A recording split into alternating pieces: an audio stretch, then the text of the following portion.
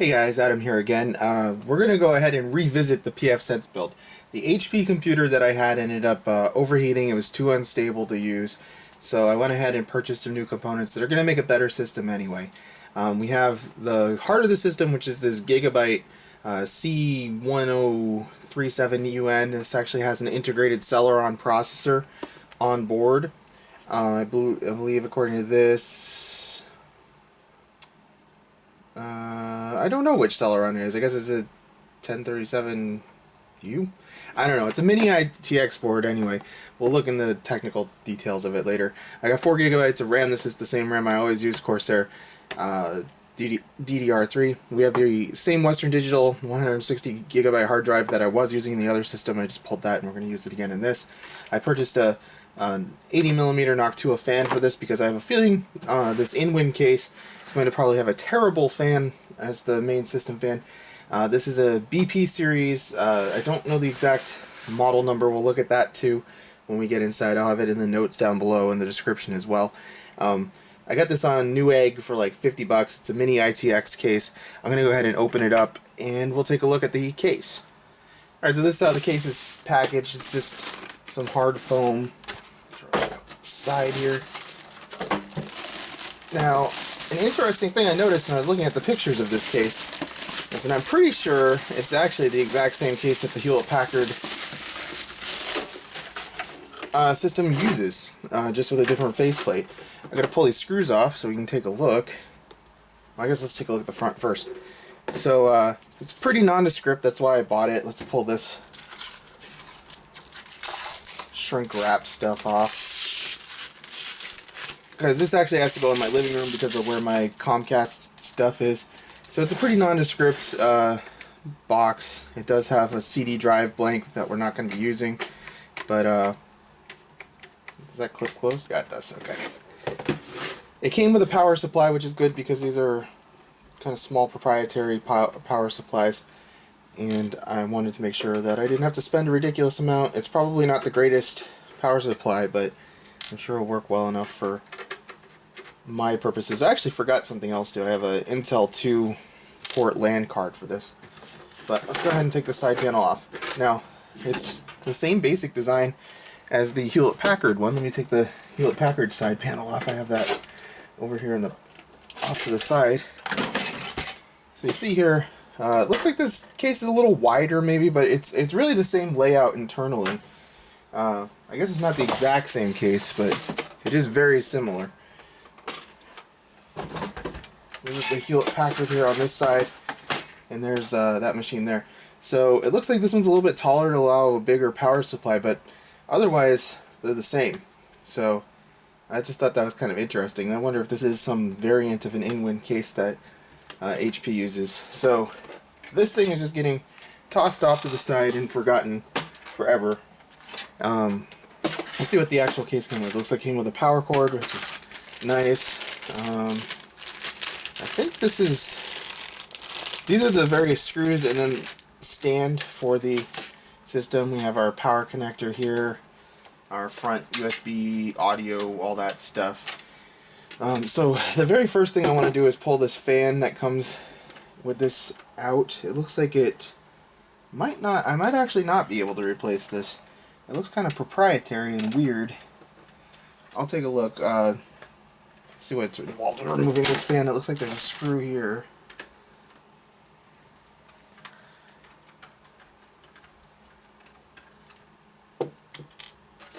And there's a clip down here. I'm not sure which direction the clip's supposed to move.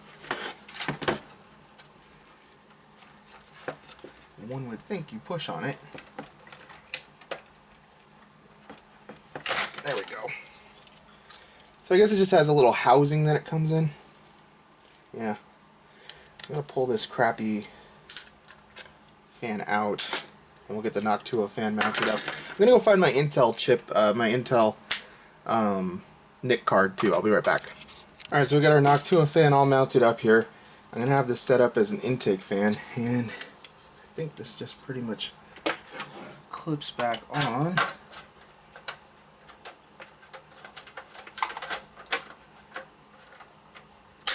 There. It actually slides to the side. Kind of a weird setup, but whatever. So that will hopefully provide a little bit more quiet, a little better performance than the fan that came with it. I don't know that this is a bad fan, but it probably is. It's made in China, so it says something, I guess. So I think the first and easiest thing to do here is going to be to get all these cables out of the way.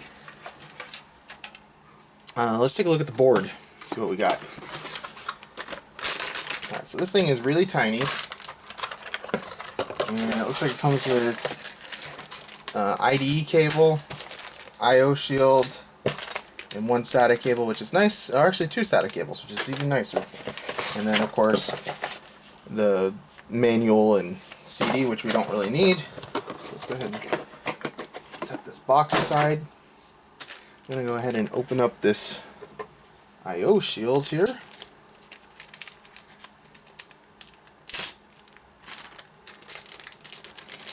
Didn't really cut very nice. And generally speaking, you want to put the PS2 ports towards the top. In most cases, that's going to be the case. And it's just a friction fitting. You just kind of push it in and it'll clip in. There we go. And as for the board itself,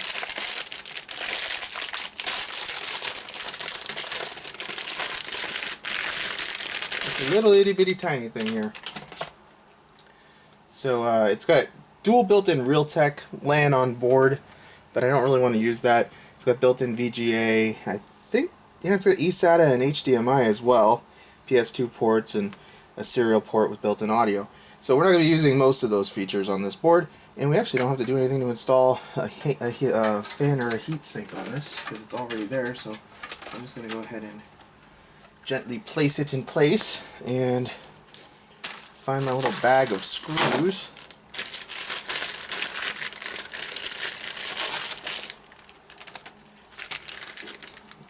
Let's see here.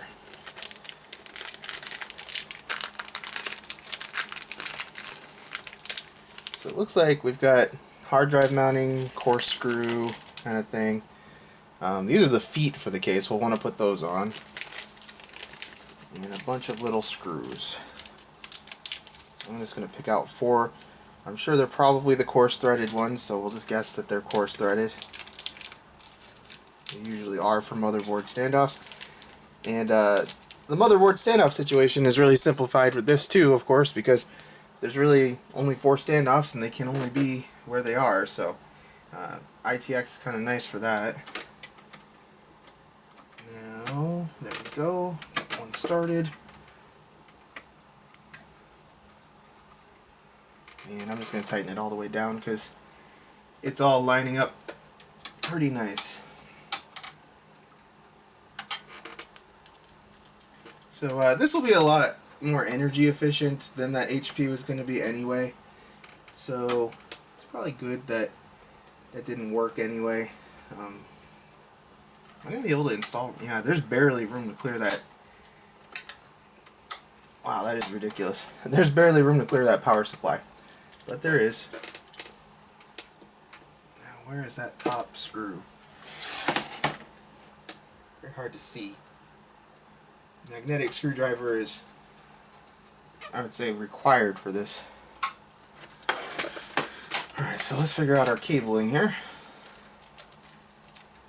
Looks like the power supply comes with a Molex and everything's kind of tangled, but one Molex, 3 SATA, and then our main board connector. This goes on like normal. And then we need one of these CPU.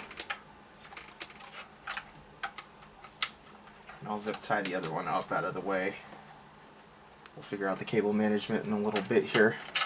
So that takes care of most of the power. We just still have the hard drive one to run and system fan power. Which, is there a header for a fan on this board, or do we have to use Molex? System fan, okay, there is, and it's conveniently located. it's right in between. You're probably not going to be able to see it. It's right in between the CPU and the RAM here. But the cable is just long enough, so I don't even have to use an extension.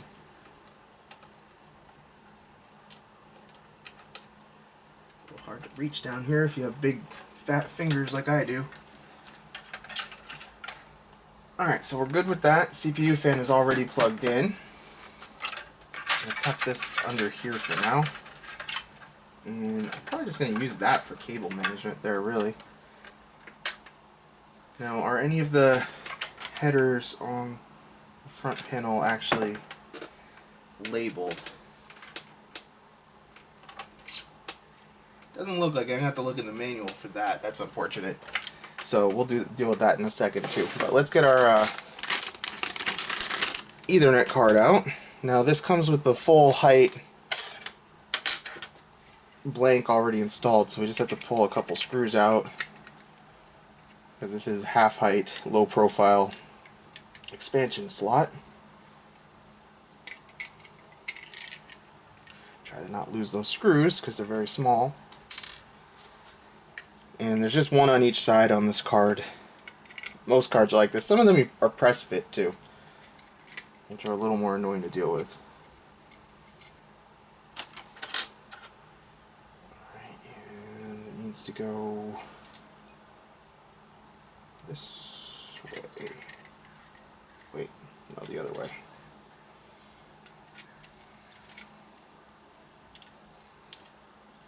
Just get it lined up.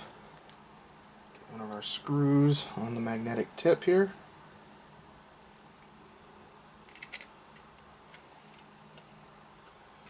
And once you get one going, it's pretty smooth sailing after that. Although everything, the alignment just shifted, doesn't matter. Turn it back.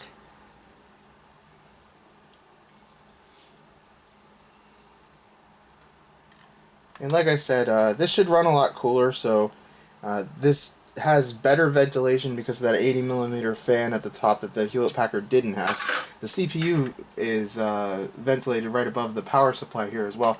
So I think this will probably run a lot better than that HP Slimline did. Let's look at our blanking plate out. Go ahead and flip our card around. Slide her on in. Looks like this little metal flap has to fold down.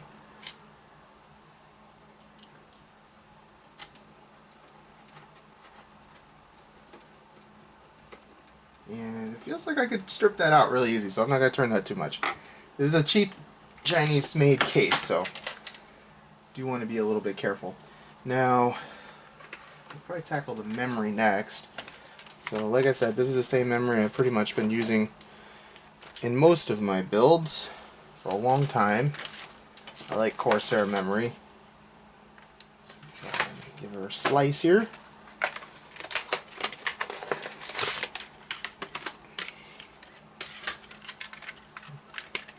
And as always, the memory is keyed, which means there's only one way it can go in. I usually do the one closest to the CPU first. It's gonna be like impossible to get you a shot in there right now, so you've seen a memory installed before anyway.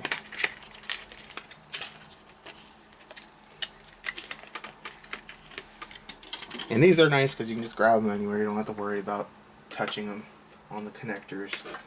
I mean, you could still grab the connectors, but there's plenty of other places to grab onto, so you don't have to. Alright, so that's all good to go. I'm going to have to look at the manual to figure out the front panel connector here, so I'll be back in a minute when I do that. Alright, so I got the page up for the front panel and it's all sorted out. It wasn't that difficult, just a little hard to get a camera angle on, so I didn't actually record it. So really the last installation we have here is for the hard drive. Now, I realized that with the board and the memory in, there's really not a good way to secure this drive. That's kind of annoying. You have to, the drive cage probably comes out. Let's take a look at that. I have not read the manual, but I definitely see some screws here, and I would assume that with conditions being as horrifically tight in here as they are, that this drive cage must be removable. It wasn't the Hewlett-Packard, so Alright, and it looks like there's a couple more screws buried deep down. Deep down in the depths here. Again, the magnetic screwdriver makes life a heck of a lot easier when you're dealing with this nonsense.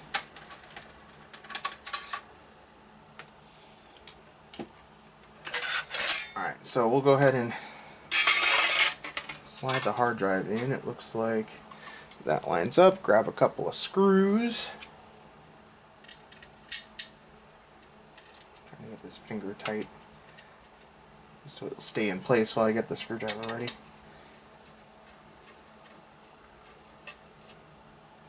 And we're not, like I said, we're not putting an optical drive in this. I don't know, maybe I'll put a CD. I have an extra CD-ROM drive lying around. I should probably think about putting a CD-ROM drive in, really, but it would make updates a little bit easier, but kind of lazy, and I don't feel like going into the closet and getting it either, because why would I bother? So, get our last couple screws in, and I do want to put screws on each side because this feels like it's going to be chintzy and rattle a lot, so try to secure it as best I can. Alright, so we pop this bad boy back in. There's really no clip that holds it in, it just kind of goes where it goes, and looks like it's only the screws that retain it.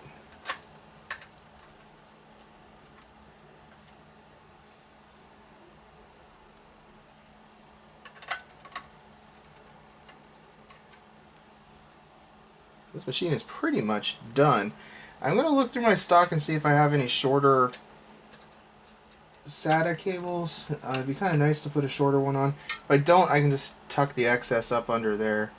There is room under the hard drive where I could jam it in there to get it out of the way, because it is awfully packed in here.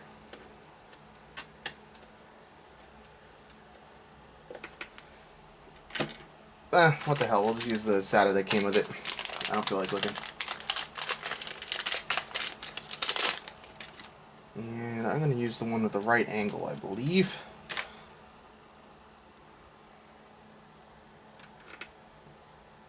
I could have probably mounted the hard drive upside down. And I think it actually would have... I think I want to put the straight one on here, actually. There's enough room for the case to close still. It just seems like it's going to be easier to do, because I should have really put the hard drive in upside down, I think, like it was in the Hewlett-Packard. I think that would have made life a little bit simpler there, but it doesn't matter. There's plenty of clearance on this. And I tucked all the excess underneath like that, and my SATA port is on above right here. There's 3 SATA ports, but we're using that white one there.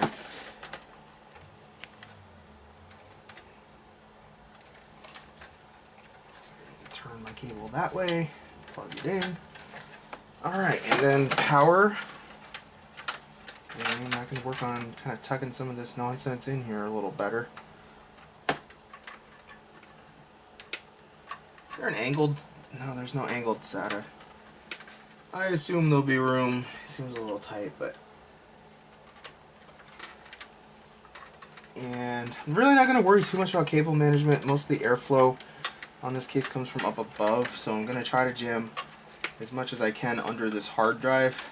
It's of course going to make the hard drive a little bit warmer probably, but what are you going to do? This is not really meant for any sort of like anal retentive cable management that people seem to like to do so much. And as far as the front USB and audio go, I'm not going to bother with the audio. Just leave that tucked up here as well, underneath the fan. Make sure the cable doesn't get caught in the actual fan. There's kind of a plastic cage over that fan, but try to keep it clear. And I do want to hook up the USB just so that it's hooked up. There's a USB header on here. It says combo. Does not look like the same port. It is not. Oh, here's a USB header. Okay, front USB. I'm gonna say there better be a USB header. Kind of crazy to not have one. And I suppose that's gonna just about do it for the actual physical setup here. I am going to zip tie this stuff up a little bit neater, but that does it for our physical build here. So we'll go ahead and try. I don't know if the configuration that's already on here from before when we set this up is going to work. Alright, so that's going to pretty much do it for this build. I want to thank you for watching, and I'll catch you next time.